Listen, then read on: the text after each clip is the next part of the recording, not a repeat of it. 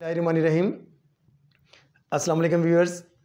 आज का टॉपिक हमारा बड़ा इंटरेस्टिंग है कि तुलबा की जो परफॉर्मेंस है वो एग्ज़ामिनेशन में डिपिक्ट होती है। तो स्टूडेंट्स किस तरह अपने एग्ज़ामिनेशन के लिए प्रिपरेशन करें, तो कुछ टिप्स को हम आज यहाँ पे डिस्कस करेंगे कि किस तरह वो अपने जो तालीमी जो उनकी कारकर्दगी है इम्तिहानात में वो बेहतर हो।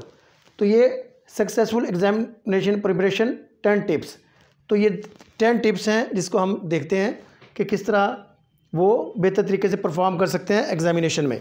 सबसे पहले एनफ टाइम स्टूडेंट्स के लिए ज़रूरी है कि वो एग्ज़ामिनेशन के लिए अपनी स्टडी के लिए एक ख़ास वक्त निकालें, मुनासिब वक्त निकालें, ताकि अपने तमाम टॉपिक्स को वो अच्छे तरीके से कवर कर सकें।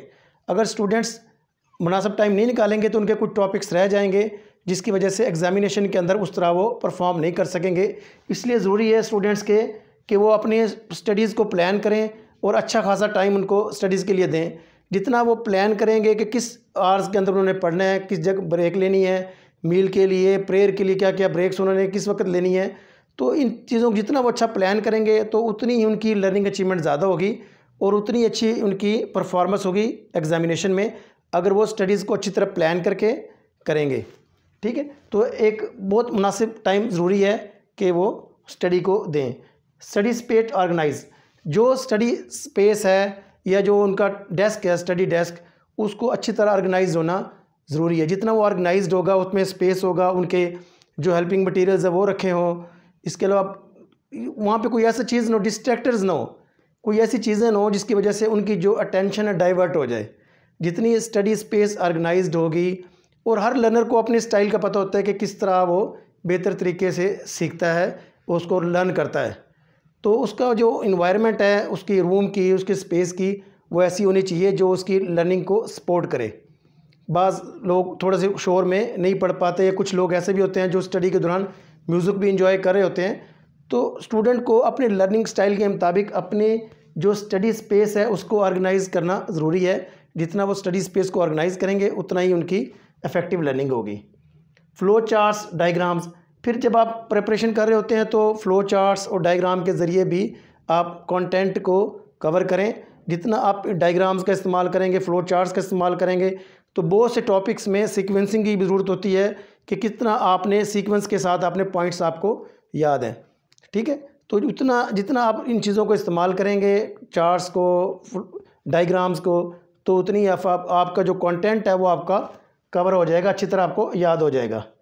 प्रैक्टिस ओल्ड एग्ज़ाम्स, ये बड़ी अच्छी प्रैक्टिस है कि आप पिछले जो एग्ज़ामिनेशंस हैं उनके पेपर्स लें, उनके मुताबिक देखें कि कौन कौन से क्वेश्चंस उस एग्ज़ामिनेशंस में आए हुए हैं। तो इससे आपको एक तो पैटर्न का पता चल जाता है, फॉर्मेट का पता चल जाता है, फिर ये अंदाज़ा हो जाता है कि किस तरह आपने अपने जो पेपर की टाइमिंग है उसको आपने किस तरह एडजस्ट करना है, कितने टाइमिंग क्वेश्चन को देनी है। जितना आप अपने पुराने जो सवालात हैं उनको कवर करेंगे तो इससे बहुत ज़्यादा हेल्प मिलेगी आपको एग्ज़ामिनेशन में, और आपको बहुत अच्छे तरह एक पैटर्न आपको पता चल जाएगा। Explain and answer to others, जितना हम बहुत चीज़ें कोई हम याद कर लेते हैं तो लोगों को, दूसरों को एक्सप्लेन करते हैं तो उतनी ही चीज़ें वो हमें याद रह जाती हैं। इसलिए हमें चाहिए कि अपने फ्रेंड्स के साथ, सिस्टर्स के साथ, दोस्त के साथ, उनके साथ जो हमने कंटेंट तैयार किया है उनके साथ एक दफ़ा डिस्कस कर लें, उनको एक्सप्लेन कर लें। इस एक्सप्लेन करने में वो कंटेंट हमें ज़्यादा बेहतर तरीके से, हमारी उसकी कंप्रीहेंशन हो जाती है, हमें ज़्यादा बेहतर तरीके से याद हो जाता है। स्टडी ग्रुप्स, तो ये बड़ी अच्छी स्ट्रेटजी है कि फ्रेंड्स मिलके, क्लास फेलोज़ मिलके ग्रुप्स में स्टडी करें। इससे एक तो इंटरेक्टिव सेशन हो जाता है। दूसरा ये कि स्टूडेंट्स को एक दूसरे से भी सीखने का मौका मिलता है और उनकी एक्टिव लर्निंग होती है। तो जितना स्टडी ग्रुप्स वो कर सकेंगे इसमें, लेकिन ज़रूरी है कि वो फोकस्ड रहें अपने टॉपिक पे, अपनी स्टडीज़ पे। अगर वो अटेंशन डाइवर्ट करेंगे तो ये उल्टा नुकसान भी हो सकता है। इसलिए स्टडी ग्रुप्स फोकस्ड होंगे और तमाम लोग अपनी सलाहियतों का बेहतरीन मुजाहरा करेंगे और उसमें एक्टिवली पार्टिसिपेट करेंगे तो उतनी ही इफ़ेक्टिव लर्निंग होगी। क्योंकि बहुत से स्टूडेंट्स ऐसे होते हैं जो ऑडिटरी लर्नर्स होते हैं, जिनको सुन के याद होता है। जब उनके फ्रेंड्स, उनके क्लास फेलोज़ कोई चीज़ एक्सप्लेन करेंगे तो वो उनको अच्छी तरह कंप्रीहेंड हो जाएगी, उनको अदराक हो जाएगा। रेगुलर ब्रेक्स, स्टडीज़ के दौरान ब्रेक्स का भी बहुत ज़रूरी है कि आप लंच ब्रेक, प्रेयर ब्रेक, कि अपनी स्टडीज़ के दौरान इन ब्रेक को भी ख्याल करें ताकि आपके मेंटल को भी थोड़ा टाइम मिले और आपको कंप्रीहेंशन में आसानी रहे।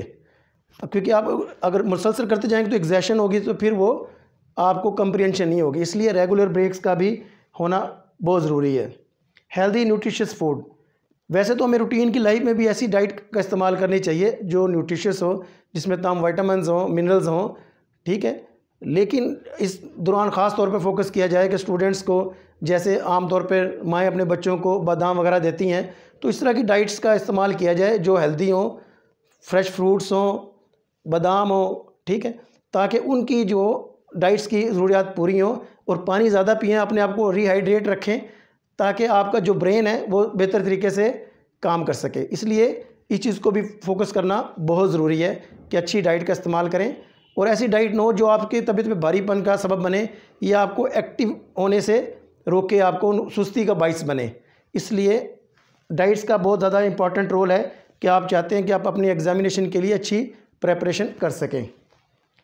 प्लान एग्ज़ाम डे, और जिस दिन आपका एग्ज़ाम है उस डे को प्लान करें कि कितने बजे आपने वहाँ पे पहुँचना है।